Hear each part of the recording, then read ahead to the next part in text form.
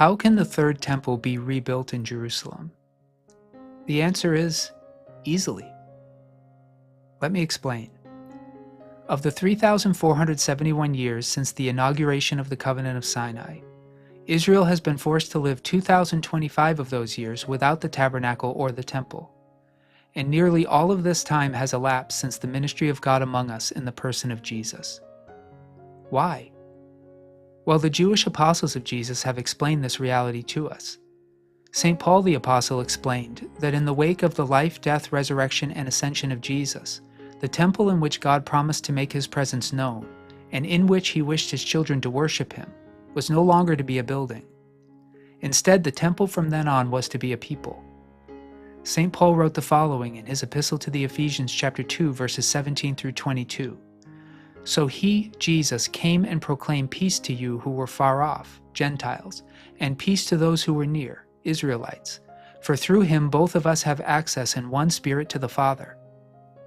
So then you are no longer strangers and aliens, but you are citizens with the saints and also members of the household of God, built upon the foundation of the apostles and prophets, with Christ Jesus himself as the cornerstone.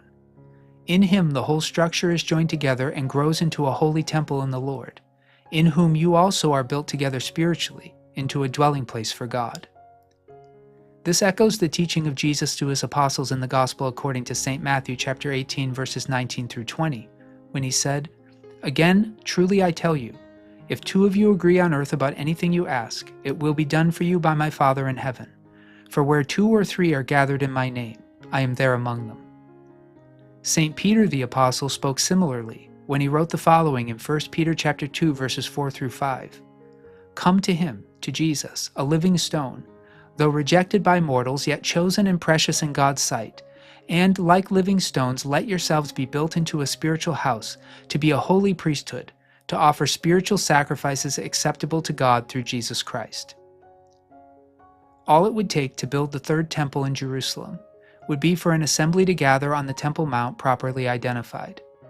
That assembly would have to be made up of Jews and Gentiles who have accepted the truth that the God of Abraham, Isaac, and Jacob became flesh in the person of Jesus, and that in Jesus it is God himself who was to be, is now, and forever will be Israel's Messiah, and who have accepted God's purification and forgiveness offered to both Israel and to the Gentiles in the sacrifice of Christ Jesus and the pouring out of his blood for us, and who have repented of their sins and the sins of their ancestors, and who have chosen again to obey all the words the Lord our God has spoken.